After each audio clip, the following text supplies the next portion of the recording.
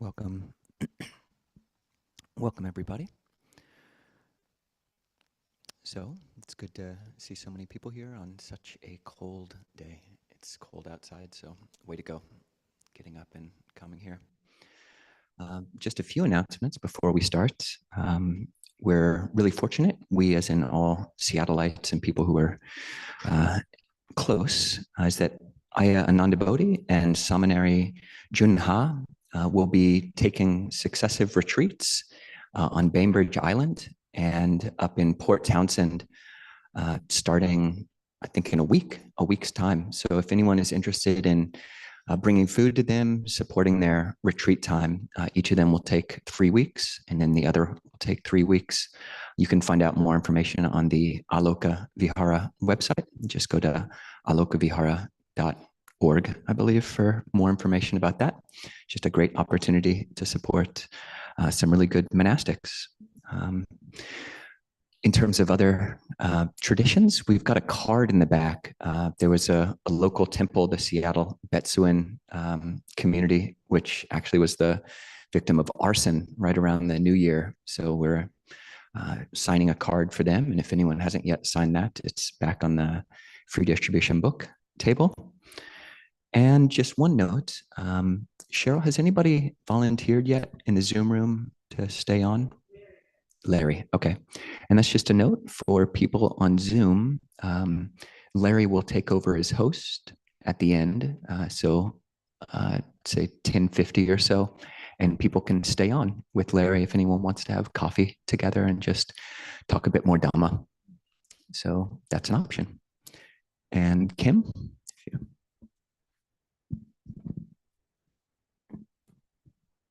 Okay. Can you hear me? All right. So a couple announcements. We are in need of another co-lead for the Saturday setup and takedown volunteers with Gary. So if anyone is interested in being a co-lead for our setup and takedown, just talk to Gary afterward. We are also in need of someone to be our flyer distribution lead for when we have flyers for events and things.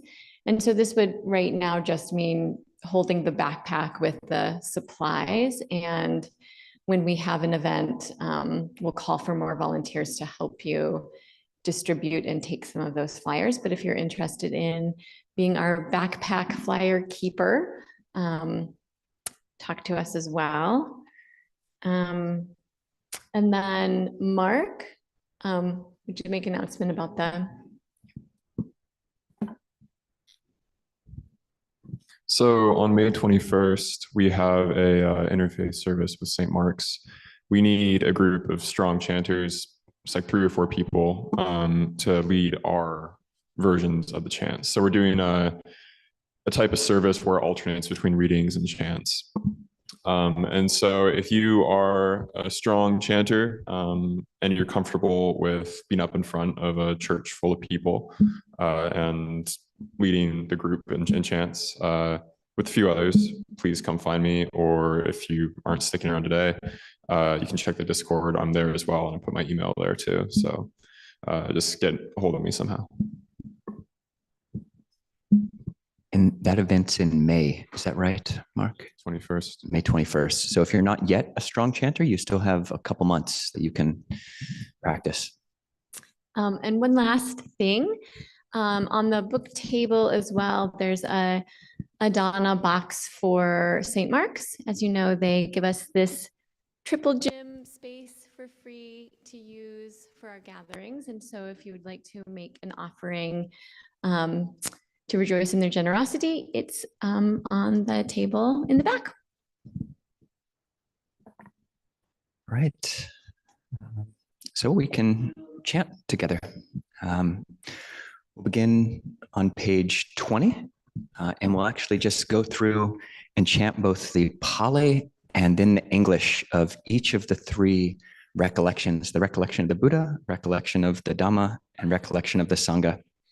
And it starts on page 20. This is what we were chanting over New Year's and is probably one of, if not the most well-known Theravada Buddhist chants.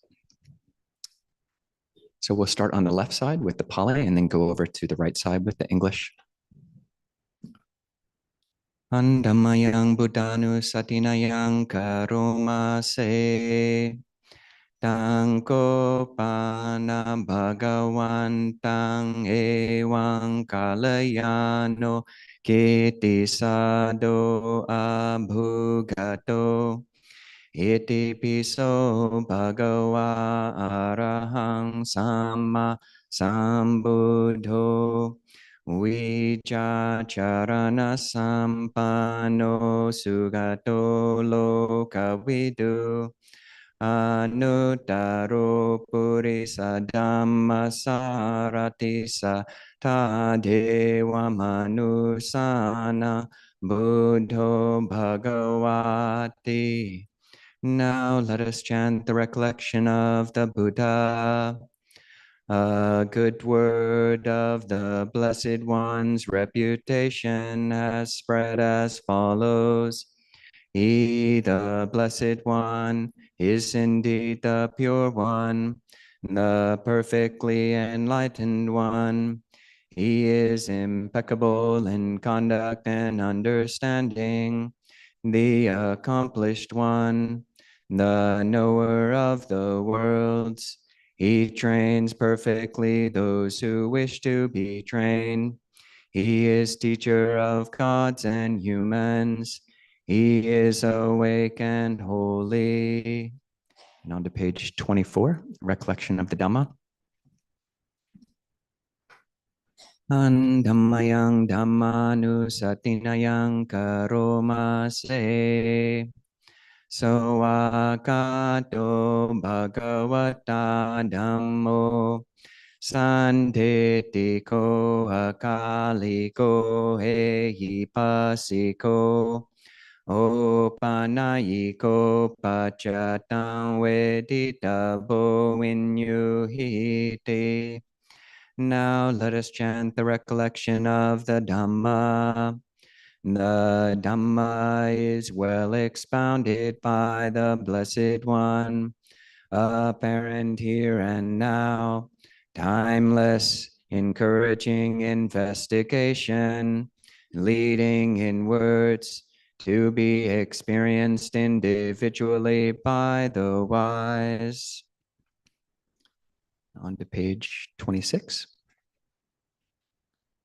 Andammayang Sanganu Satinayang Karoma Se Supatipanno Bhagavato Sawaka Sangho Ujupatipanno Bhagavato Sawaka Sangho Nyaya Patipano Bhagavato Sawaka Sangho Samichi Patipano Bhagavato Sawaka Sangho Yadidang Chatari Purisa Yugani Yata Purisa Pugala Esa Bhagavato Sawaka Sangho Ahunayo Pahunayo Dakinayo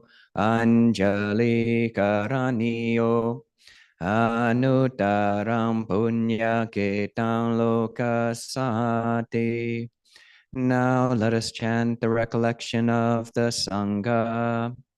They are the Blessed One's disciples who have practiced well, who have practiced directly, who have practiced insightfully, those who practice with integrity. That is the four pairs, the 8 kinds of noble beings. These are the Blessed One's disciples. Such ones are worthy of gifts, worthy of hospitality, worthy of offerings, worthy of respect. They give occasion for incomparable goodness to arise in the world.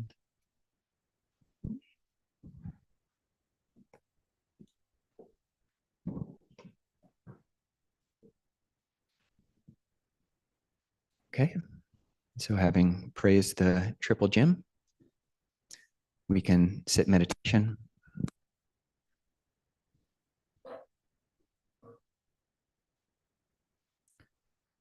So with any meditation, you want to start by setting up the body in a way which is conducive to the way we want to set up the mind. And that is upright, but relaxed. You can imagine as if a invisible string is just very gently pulling you up from the top of the head and allowing all the vertebrae to just stack right on top of each other, providing this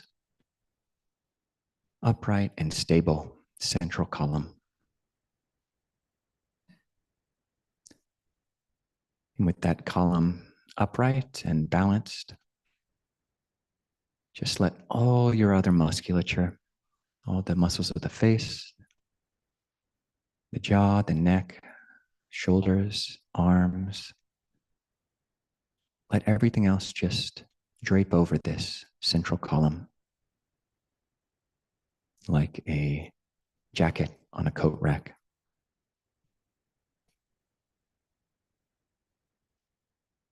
Fully relaxed.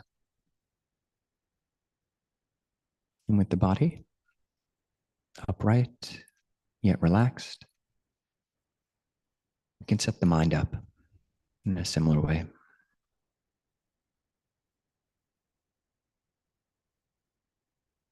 We want to bring alertness, but tranquility to our mind, to our heart. And people are welcome to practice with whatever object you're most used to. But I'll just give a few words of guidance on perhaps a new way to work with the breath.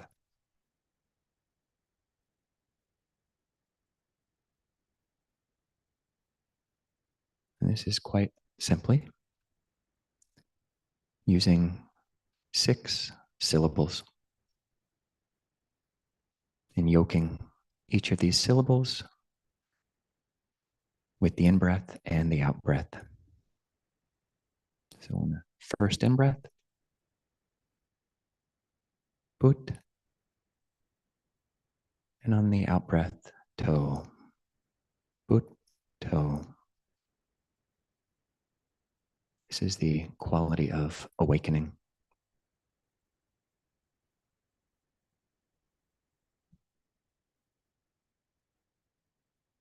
And the third syllable, dum on the in-breath, mo on the out-breath. Dum, mo. That which is known, the Dhamma.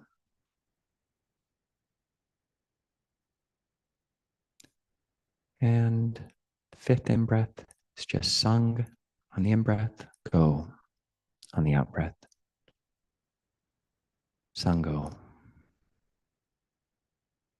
Our connection to wisdom outside of ourselves.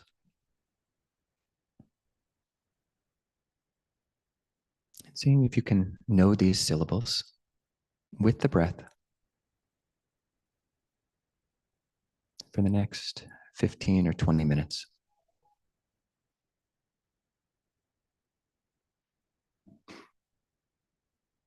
Bringing a quality of knowing,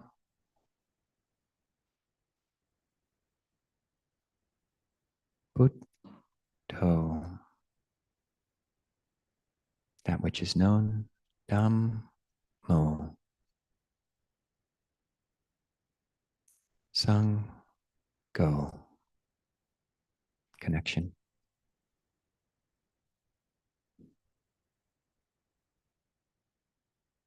So just staying with these syllables and these qualities of clarity, of knowing. And after you finish Sango, just come back to Buddha again.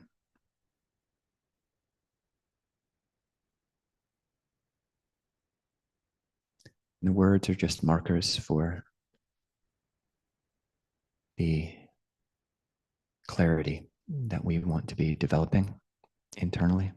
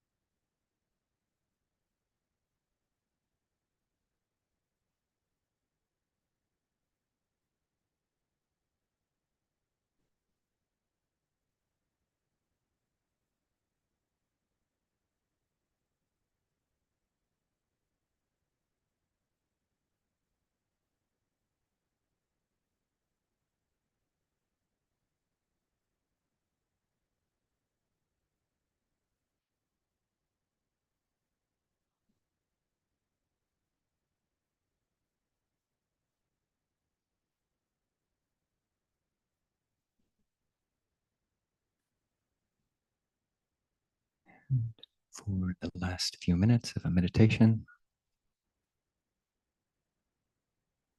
it can be good to expand the mind and to practice loving kindness. Just this wish. May I be happy, and may all beings be happy. If it feels like your awareness and what you're aware of are the size of your thumb, just let it get bigger. If it feels like your awareness is just confined to the size of your heart, just let down those boundaries.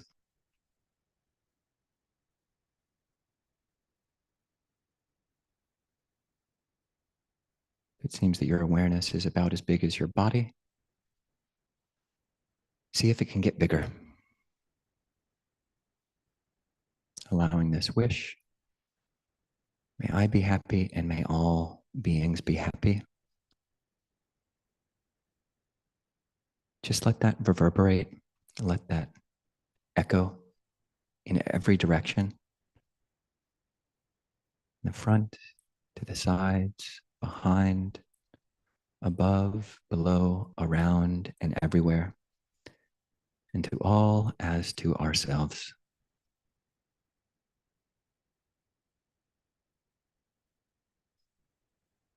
May I be happy and may all beings be happy.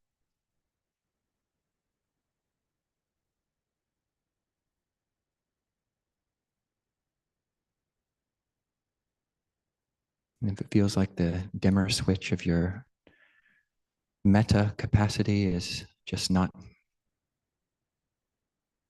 really turning up,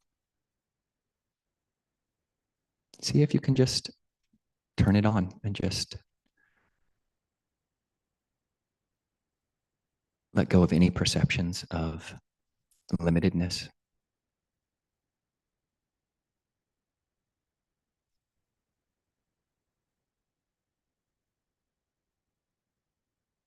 No boundaries.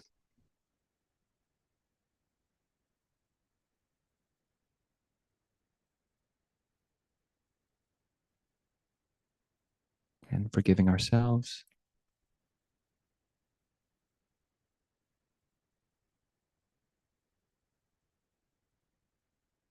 And allowing a heart of forgiveness and lightness.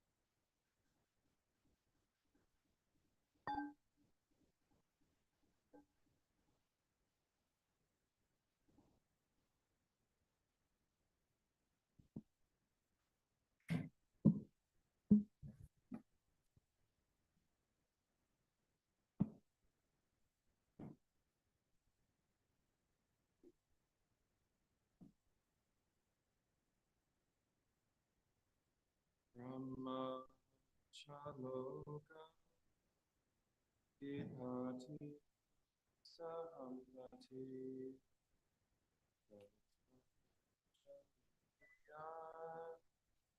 Divara Nayachata Santi Satha Paraja Dese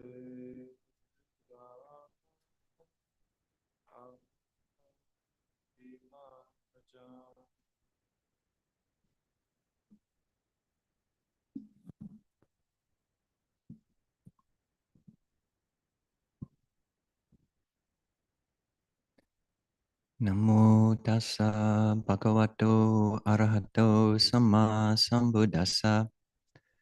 Namo tassa bhagavato arahato samma sambuddhassa. Namo tassa bhagavato arahato samma sambuddhassa. Buddhang dhammang sanghang namasami. Welcome, everybody.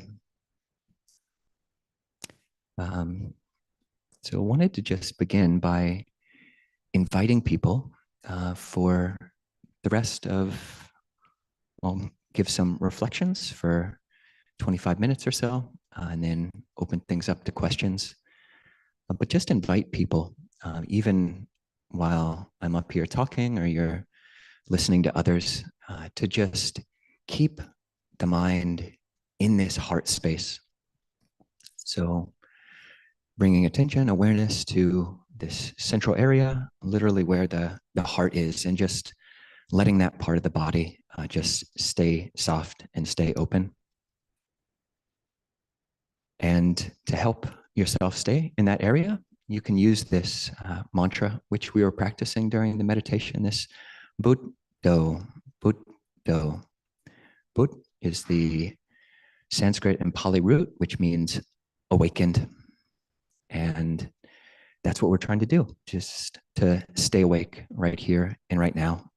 And one skillful means, in addition to using a syllable, which is these particular syllables, Buddho, this is the main mantra of the Thai forest tradition that we practice and we're ordained in. And it's a way of practice, which it's my faith, it's my belief that there are some of our senior monastic teachers who've actually attained full enlightenment by just staying with this awareness and using these two syllables, Buddho, as a vehicle to take one all the way to full enlightenment, complete transcending of greed, anger, and delusion, which sounds really nice. So see if you can just stay here in this heart space. Earlier this week, something came up for me, which comes up maybe once a year. And that was, I was meditating, as we often do as monastics. And towards the end of the meditation, a random thought came up that I haven't thought about for years. And I found it so funny that I actually laughed out loud. And yeah, my meditation doesn't usually get broken up by finding something so funny that I'm able to laugh out loud. But the memory, and I don't know if anybody else is going to find this funny, but the memory was when I was about maybe 10 or 12. There were a number of years, probably 4 or 5 years, when my brother and I, he's about 3 years younger than me, we'd be fighting each other. That's what brothers do to one another. And we would fight. And his main move would be, he would lie down on his back and he would put his legs up in the air and he would say, "I call on the power of the super kick, woo!" And then he would just start flailing his legs. And like, what do? I can't get within, a leg reach of him. And it really was, and he couldn't really hold it up for that long. But the super kick, which he was able to evoke through that special incantation, it did work, until he ran out of energy. So I hope I'm able to find some way to, tune that back into what I wanted to talk about today, which is what we chanted over the New Year's, which is really a way of invoking the Buddha, the Dhamma, and the Sangha, bringing to mind and recollecting the triple gem. So most people might not know, probably more and more members of this community, people who've come to our events, especially people who came to the New Year's event, what we chanted just before the meditation, we chanted 108 times the Pali version, starting with the Itipiso Bhagava Arahang Samma Sambuddho. And that is 9 qualities of the Buddha And then 6 qualities of the Dhamma, his teaching, which is apparent here and now, timeless, encouraging investigation to be experienced individually by the wise. And then 9 more qualities of the Sangha, his enlightened disciples, people who've practiced those teachings and lived them out, and reciting those again and again. And the origin, one could say, for this protective chant, and in Southeast Asian countries, that's Thailand and Burma, Sri Lanka, and even in Vietnam, people have this memorized and will use it as a protective verse. It's easy enough to memorize the Pali. Certainly, you can memorize it in any language, or you can totally essentialize it, which is what these different syllables can do. So Buddho is really the essential aspect of this quality of the Buddha. It's the knowing nature. That's what we can bring when we take refuge in the Buddha.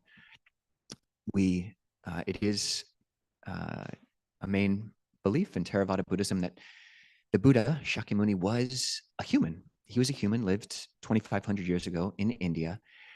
And that's amazing that he gave teachings which still live today.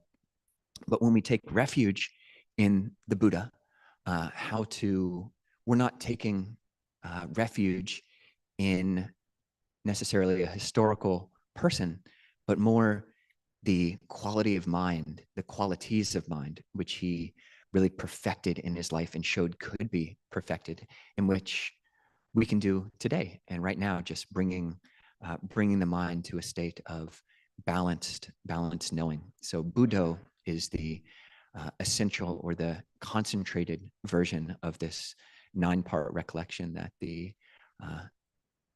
Buddha is one who is noble and fully self-enlightened.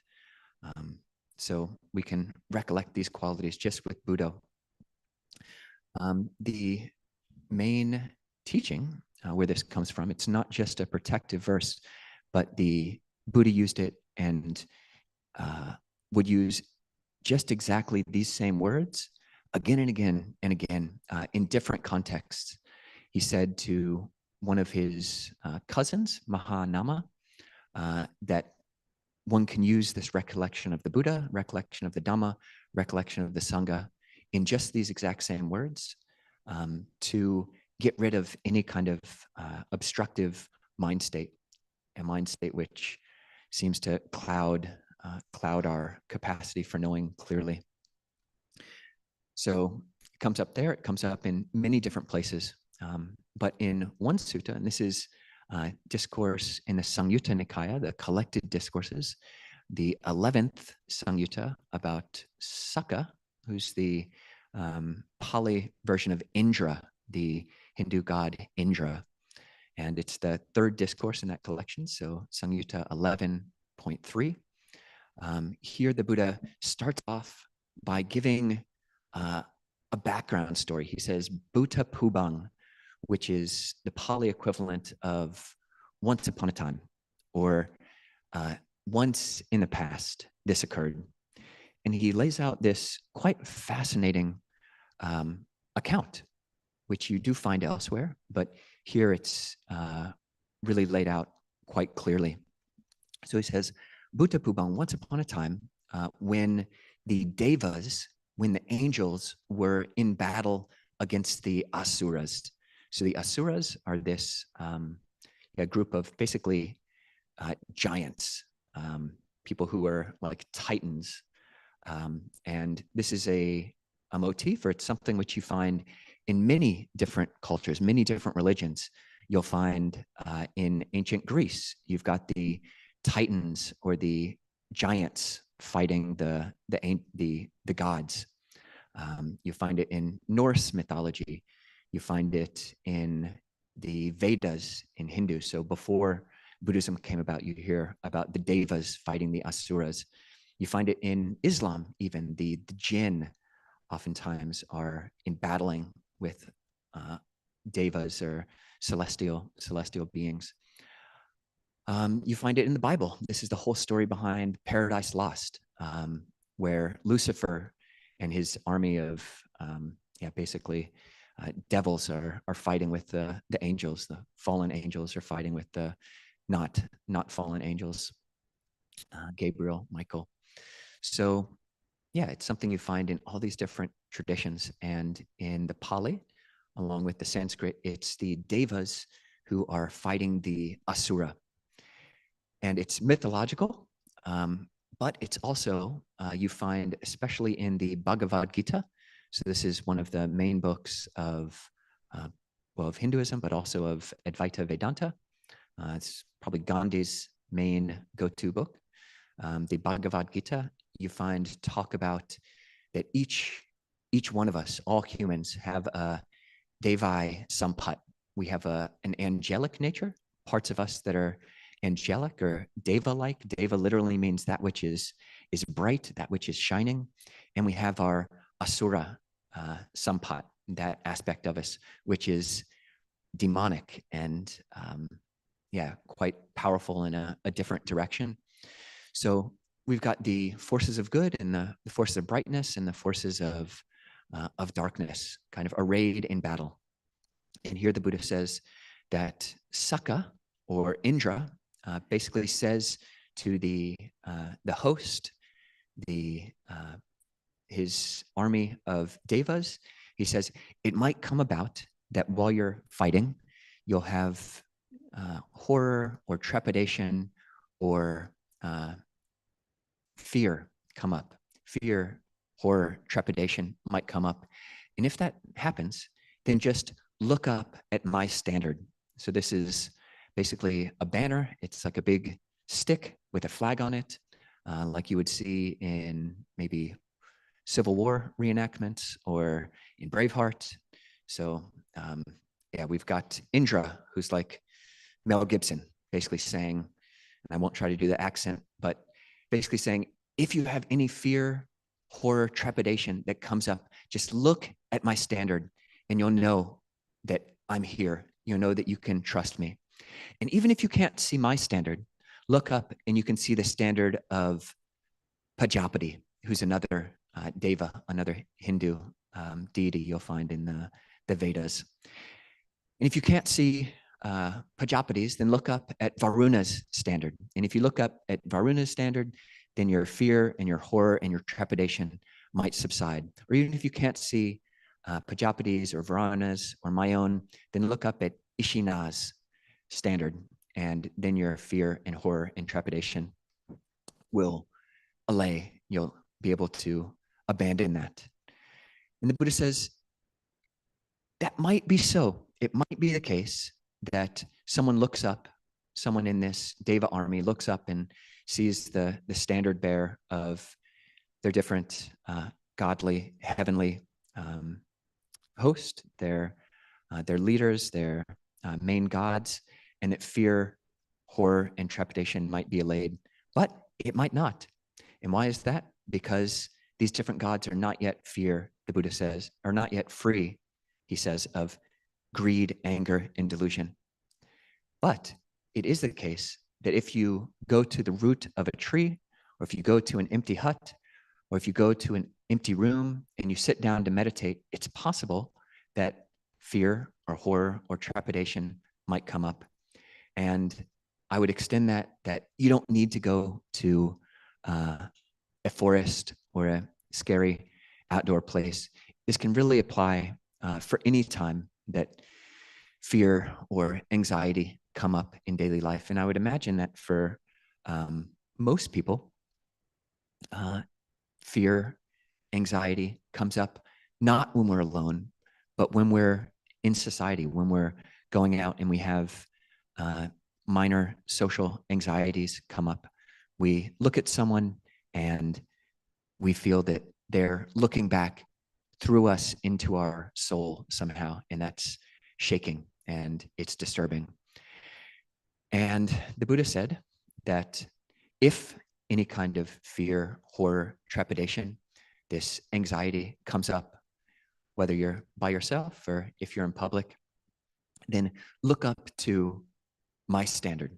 You can recollect this Iti Piso Bhagava Arahang Samma Sambuddho, Vijacharana Sampanno Sugato Lokavidu Anutaro Purisa Dhamma Sarati Satta Deva Manusanang Buddho Bhagavati. That's the recollection of the Buddha that we chanted. And he said that it is the case that if one recollects the Buddha, this knowing quality, that at that time, that fear and anxiety will be allayed. Why is that? Because the Buddha is free from greed, anger, and delusion. And he continues that that will happen, but if it's not happening right away, then recollect the standard, recollect the flag of the Dhamma. That is Swakato Bhagavata Dhammo Sanditiko Akaliko Ehipasiko Opanaiko Pachatang Veditabo Vinyuhiti. So the Dhamma of the Blessed One is well expounded. It's apparent here and now, timeless, encouraging investigation, leading inwards to be experienced individually by the wise. And this is Dhammo. This is the quality of his teaching, that which is apparent here and now. And what we can do in our practice is more and more tap into that place that he's talking about. Recommended for this period now, and really we can go about our whole lives, all day, just keeping awareness here in the heart, this heart space.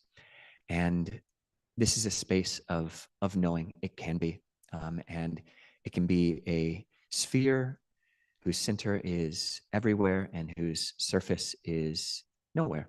It's got a circumference which is infinite. So how big can our awareness be? What are the boundaries of our knowing?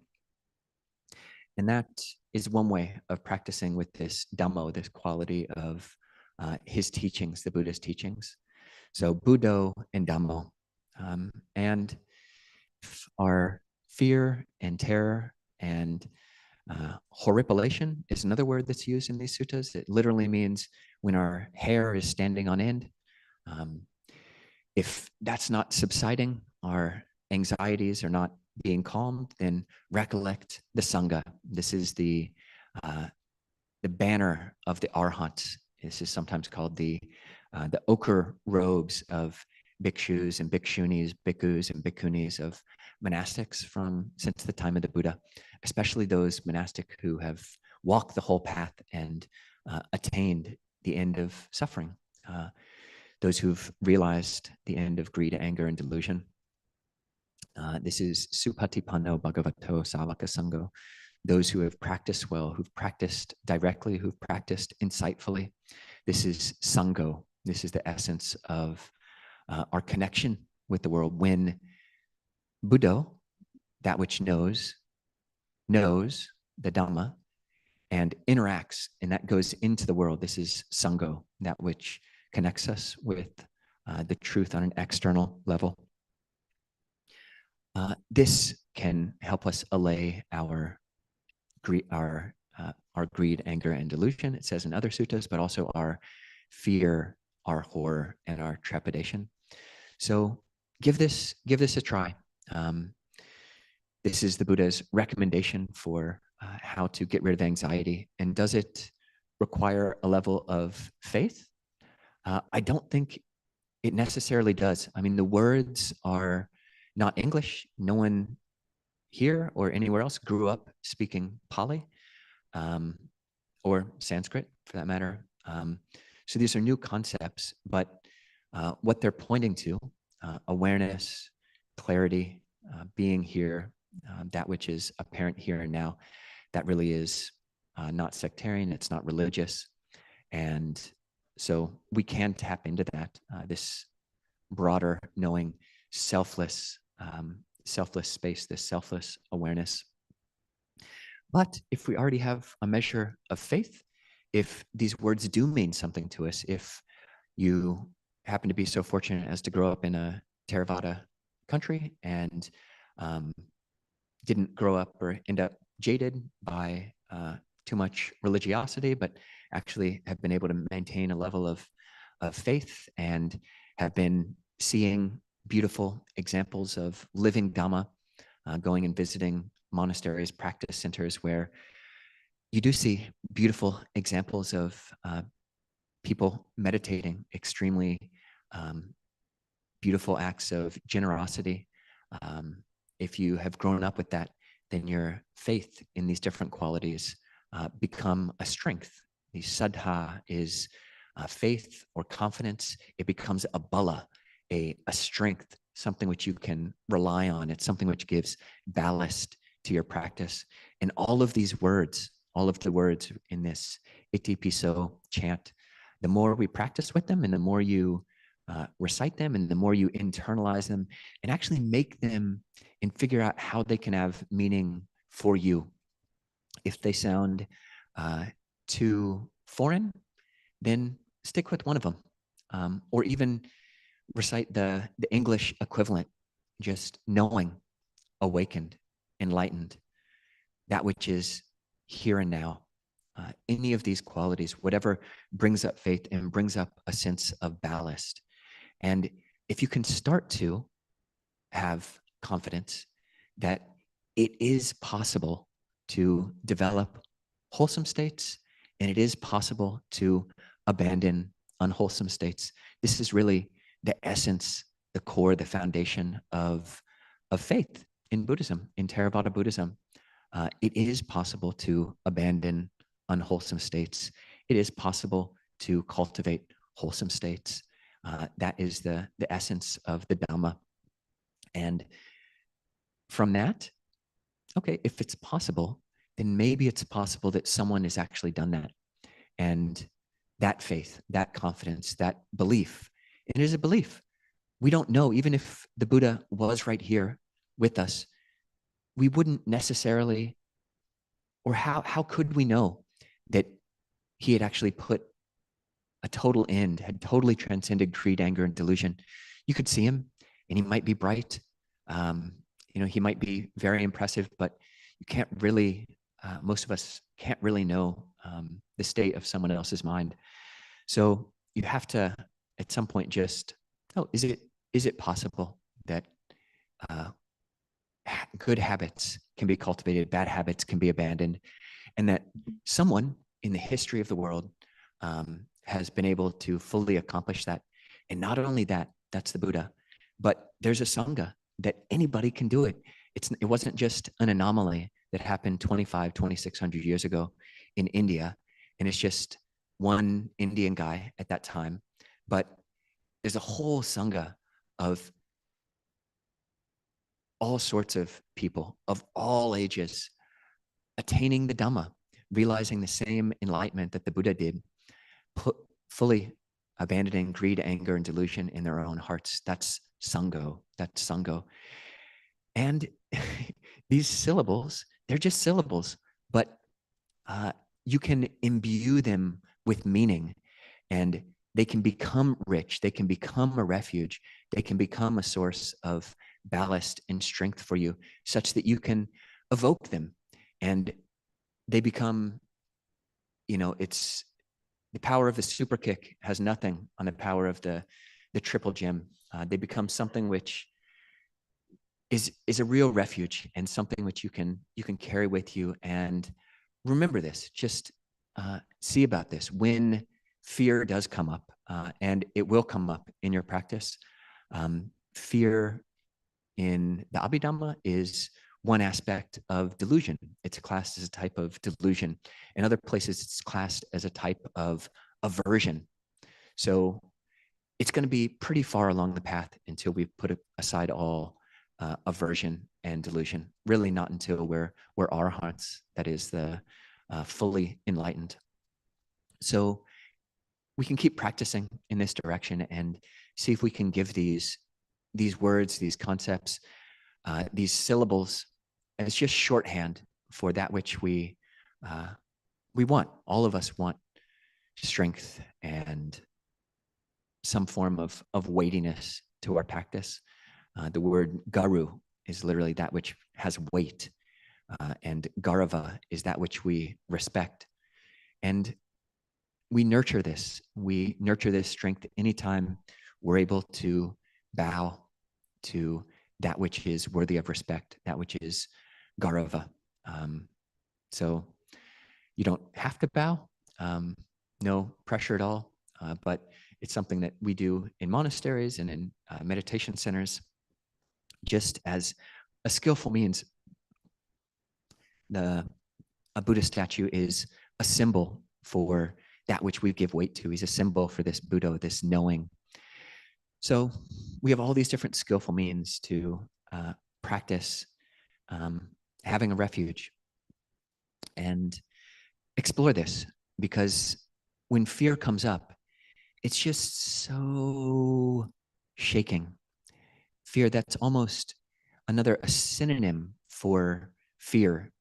Bhaya in Pali is chala or chela, that which shakes. So we need to be able to cultivate and be able to see clearly that which doesn't shake. And when we cultivate this practice of awareness, it can know through a measure of shakingness. It's not that you just say this magic word and automatically all your fear and anxiety will disappear, but it does bring about a level of knowing. And that which knows fear, is it possible that that is not fear? That which knows fear is not fear. That which knows anxiety is that anxiety. So yeah, hope everyone can practice these solidifying and grounding qualities, and wish everybody the best in your practice.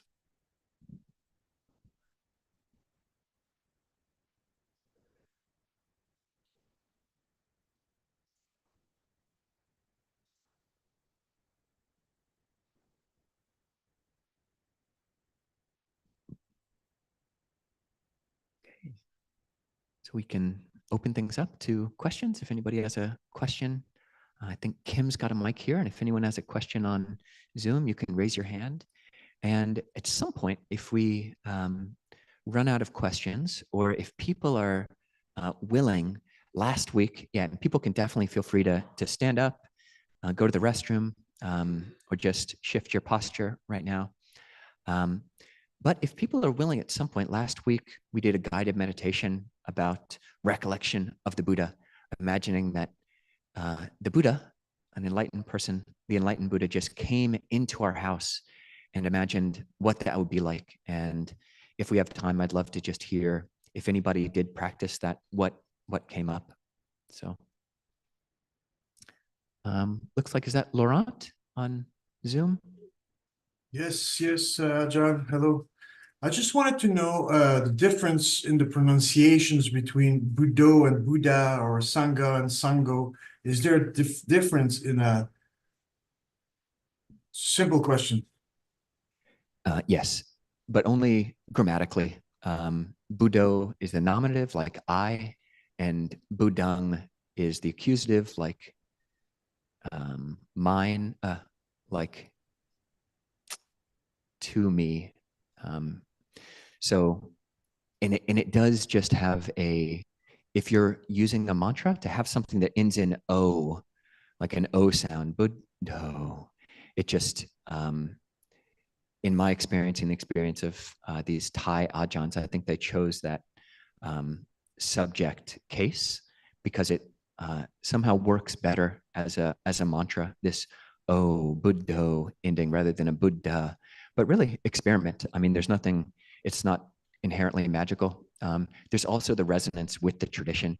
You look up Buddho, Buddho, just look it up on the internet, and pretty much every reference you're going to find is to someone who's using it as a mantra, more than if you just type in Buddha, and you'll get all sorts of things. So, thank you very much.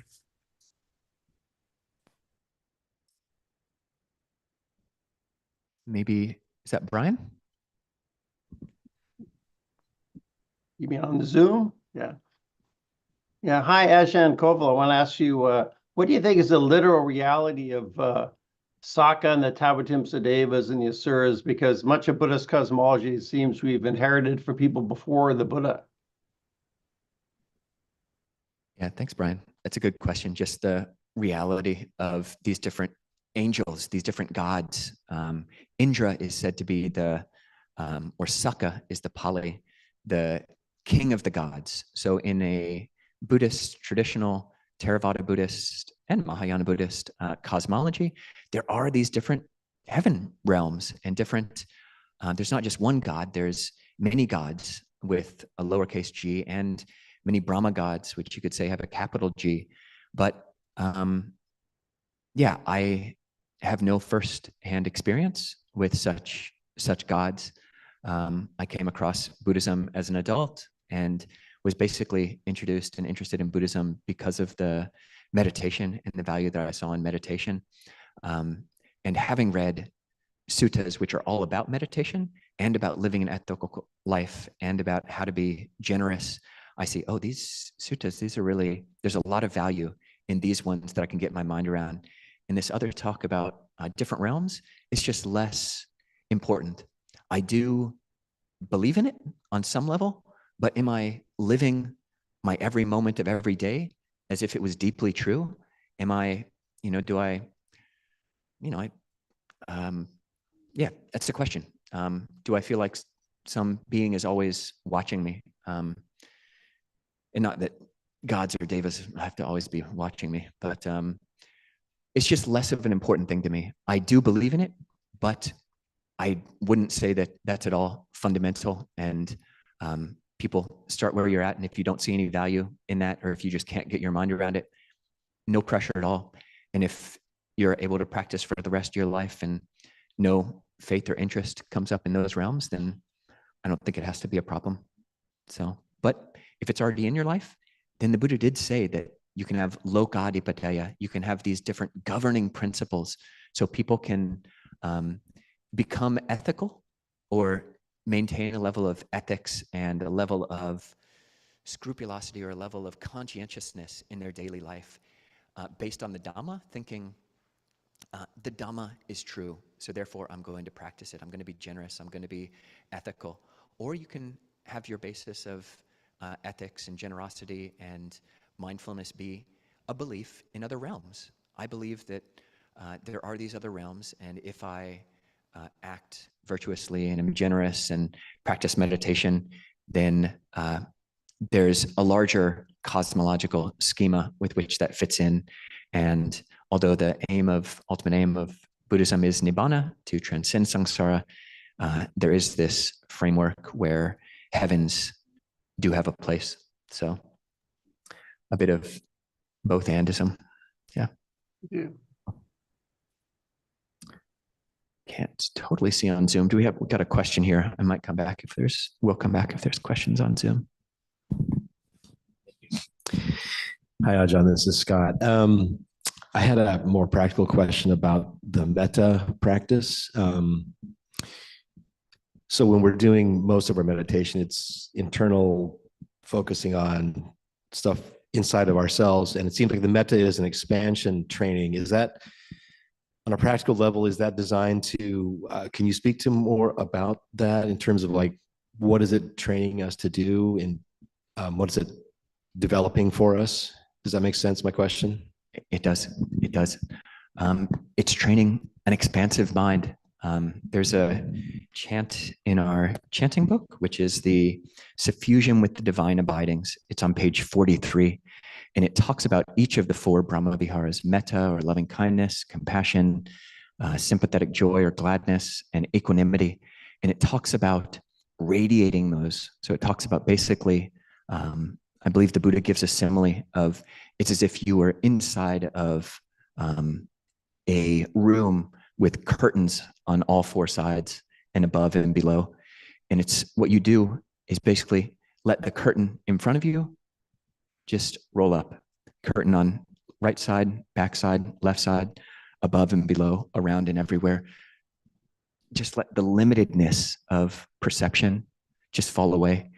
And a practical way to do that, you can do it through the perception of space, but you can also do it through this practice of metta. So do largely speak about trying to be embodied in meditation. So maybe just a show of hands, when myself or another monk talks about bringing awareness into the heart space, knowing, say, from the heart space. Maybe just a show of hands, who can like feel what that means? Who does that jive with? And then maybe also just, and no judgment at all, but anybody does it not work with? You're like, just what are they talking about? Yeah.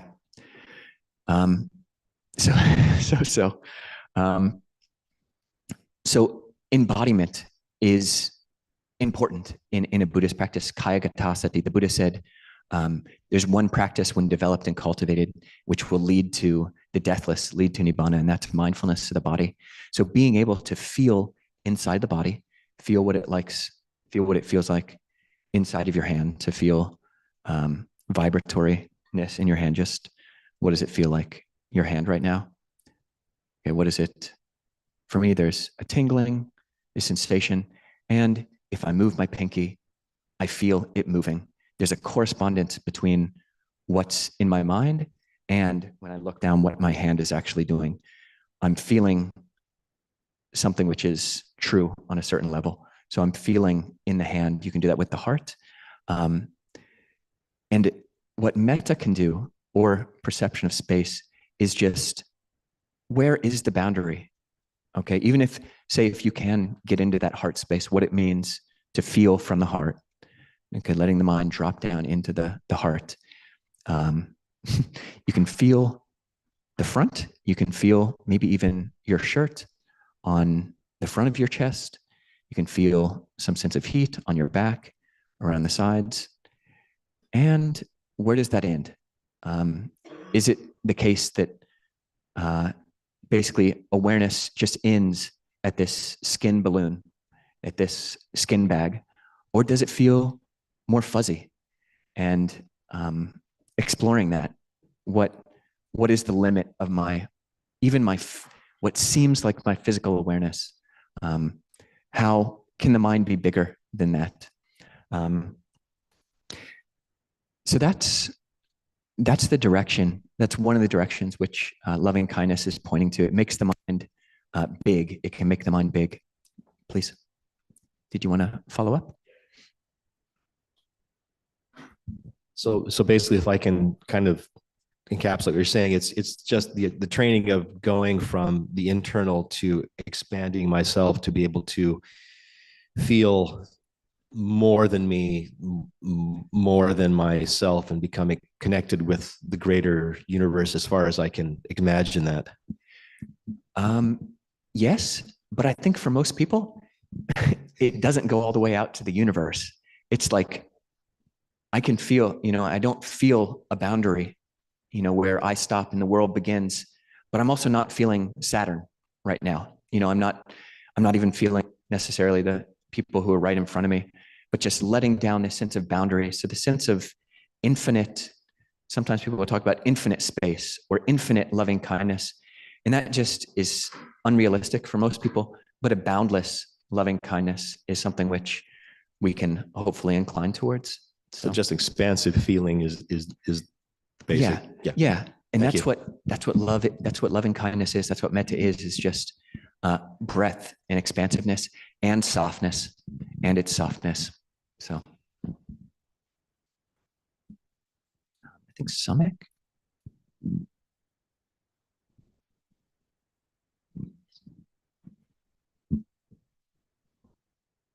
With regard to fear in Dhamma, what's skillful means in communicating that to people who don't practice?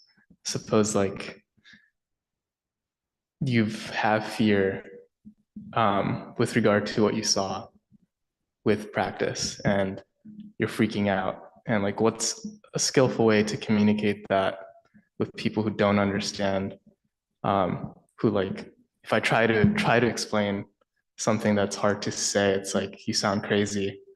But at the same time, it's like, it feels like I want support in a way in overcoming that, if that makes sense. Yeah. So how to speak about relating to fear with someone who maybe doesn't have any kind of Dhamma roots or anything. Yeah. I think embodiment is really helpful. And I would say with these more agitating emotions, like the more airy emotions, that's those which have that chala, that kind of vibratory nature with them, restlessness, anxiety, worry, fear.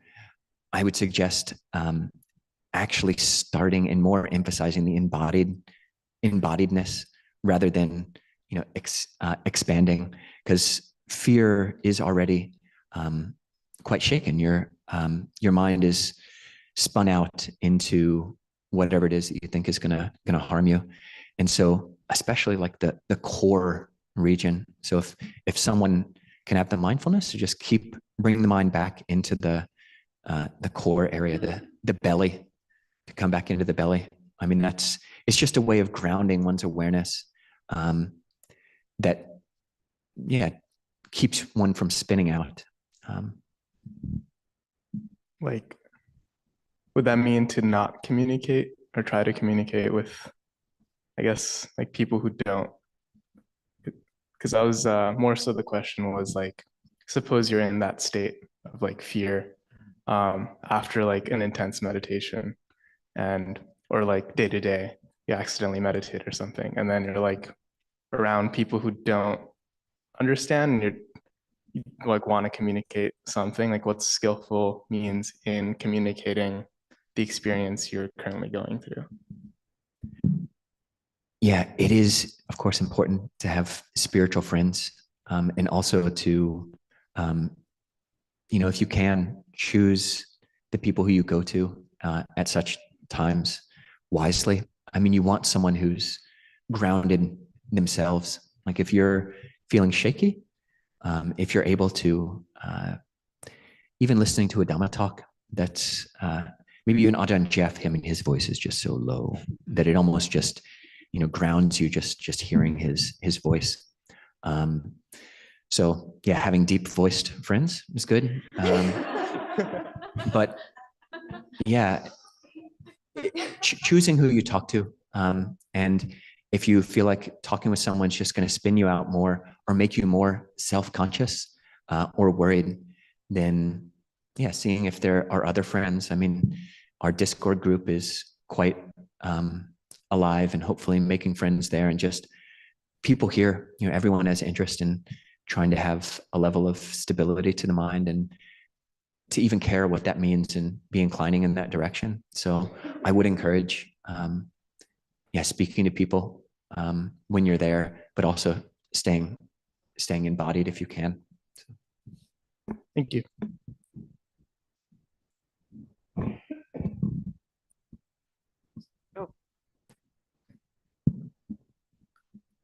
So I wanted to expand more on, I think, Scott's question about this expansiveness, right? So this idea of, like you said, like expanding awareness. When you say that, do you mean that in a visceral sense, or do you mean that in sorry, you said about breaking, or you have a boundary, you kind of want to break that, you said something along those lines. Do you mean that sort of in a visceral sense, or do you mean that in a more psychological sense, as in like I can touch myself, right? That's a boundary, or do you mean that in a more abstract psychological sense? Somewhere in between. I'm not necessarily saying that, I put my hand up and you put your iPhone with a certain, number or color on it. I'm not going to be able to say that's a red 13 or, something like that. But somewhere in between, like when you just feel, you feel your hand or you feel a part of your body. For me, and maybe other people are different, but it just feels like a fog of sensation. Like there's a tingling on the surface of the skin. It seems like, where does it end? I don't know. I can see the edge of my skin.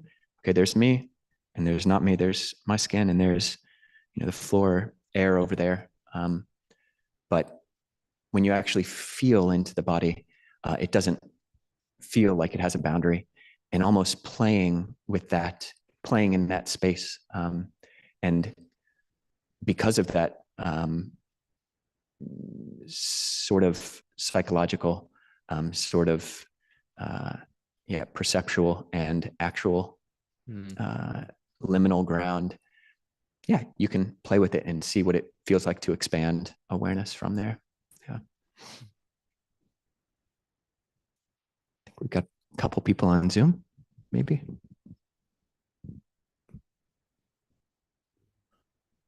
What's that? Oh, Eric and Nati. Hello, Ajahn. Thank you. I actually want to preface first, this is actually my only second time here, so I'm really excited to be here, and it's my second time with anything Theravada at all, ever. So I'm really grateful. I come from, it was actually funny with this talk, I come from a Nichiren Shu practice otherwise, which kind of the familiarity of chanting and syllables and kind of those as objects of contemplation, it felt very meaningful to have that kind of speaking to me in this talk. My question, it was actually funny how appropriate everything has been, because between the hierarchy of needs talk and this one, I was actually laid off from my job of like almost 2 years, kind of going through a bit of more troubles than, kind of speaking of fears and anxieties, than I've been in a while. So my question, what I've kind of been doing a lot, I've noticed, is I'll do things where I'll kind of act optimistic, act positive, try and live out those values more in the way that I'll talk to kind of convince myself, others, my family members, my ex-coworkers, kind of saying how fine I am, how optimistic I am, how grateful I am, kind of all of these things that kind of do connect with the Buddha, the Dhamma, and the Sangha in my mind, but it kind of feels like I'm faking it on some level. So it's kind of like, how do you deal with feeling like you're kind of faking that optimism when in reality it's like I still have a lot of anger that is towards the people who let me go, and I have a lot of anxiety and fear towards kind of the future of where I'm gonna be. So those are still there. Like, how do I kind of deal with those more holistically instead of just on that surface level, if that makes sense? Yeah, it's a great question. And I think it points to that Buddha, or awareness. How big can that be? I mean, something about that simile where you say the Buddha, you can almost look up to the standard of the Buddha, his this Dajaga, the crest of the banner. And the simile, the metaphor there, is almost an external one. I won't push the implications of that, but I think it's fair to say that there's more to the mind than can be conceived of in our fantasies. So the mind is bigger than we think, but not trying to fake anything, not trying to think pink or just pretend like something doesn't exist. And if there are aversive or angry, disgruntled thoughts, Buddha awareness can know that it's bigger than that. It can encompass all of that, but it's not that. So you don't have to be afraid of those emotions. You can know them, especially the more grounded and rooted you are in the qualities of Buddha, Dhamma, Sangha. And on some level, just those quick means, those syllables, it can be a short note. You say the syllable and it brings you back to the place of knowing. And that can be, it's bigger than your aversion. And it's bigger than all of my petty and small, but real emotions. So yeah, keep practicing and let your Buddha be big. Thank you, Ajahn. Well, maybe wrap things up there. So we'll do the blessing braid in a moment, but just say, is there anyone who's here for the first, second, or third time? If you'd be willing, maybe you could just stand up and say your name if you're willing, or yeah.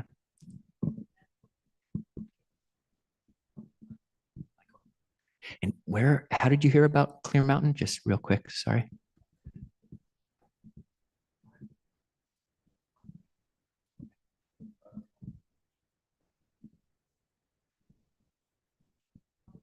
Online.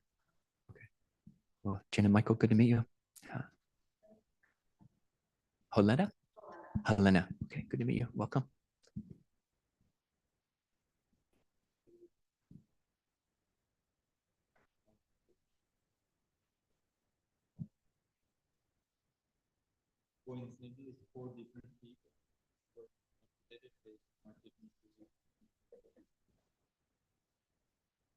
Cool. Good to see you, Sid.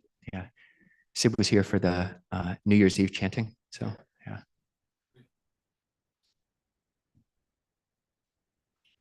Krishna. Okay, good to meet you. Mary, welcome. Karen, welcome. Welcome.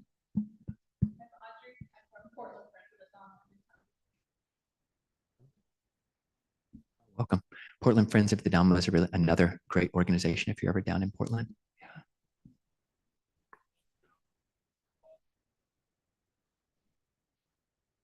Cool. Welcome, John.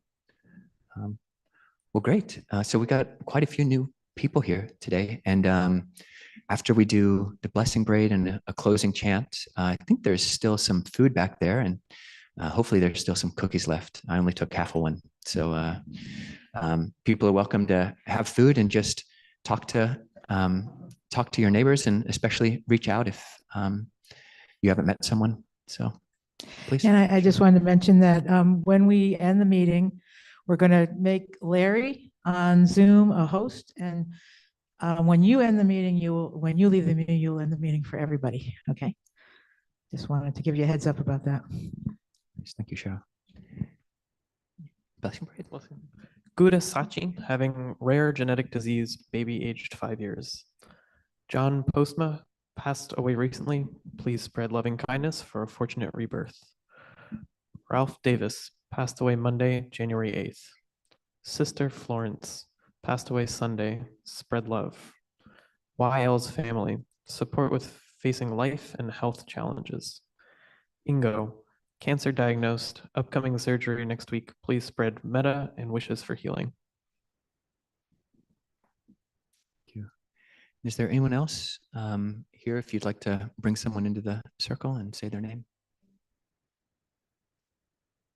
Anna, in her final hours.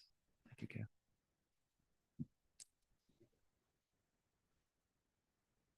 Okay, Bruce is in the emergency room. Thank you.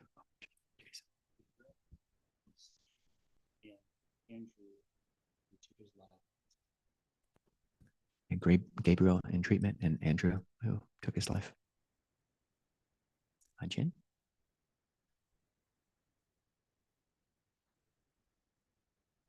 Dustin's dad. Okay. Swati. And grandma.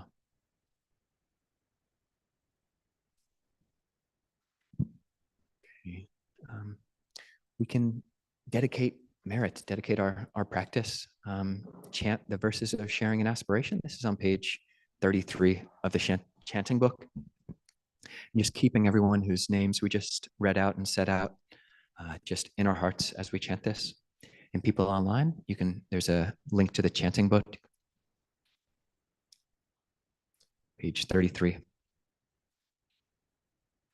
Now let us chant the verses of sharing and aspiration. Through the goodness that arises from my practice, may my spiritual teachers and guides of great virtue, my mother, my father, and my relatives, the sun and the moon, and all virtuous leaders of the world, may the highest gods and evil forces, celestial beings, guardian spirits of the earth, and the Lord of death, may those who are friendly, indifferent, or hostile, may all beings receive the blessings of my life. May they soon attain the threefold bliss and realize the deathless. Through the goodness that arises from my practice, and through this act of sharing, may all desires and attachments quickly cease, and all harmful states of mind, until I realize Nibbana in every kind of birth, May I have an upright mind with mindfulness and wisdom, austerity and vigor. May the forces of delusion not take hold, nor weaken my resolve. The Buddha is my excellent refuge. Unsurpassed is the protection of the Dhamma. The solitary Buddha is my noble guide. The Sangha is my supreme support. Through the supreme power of all these, may darkness and delusion be dispelled. Okay. So people who are inclined, we can bow to the triple gym. No pressure at all.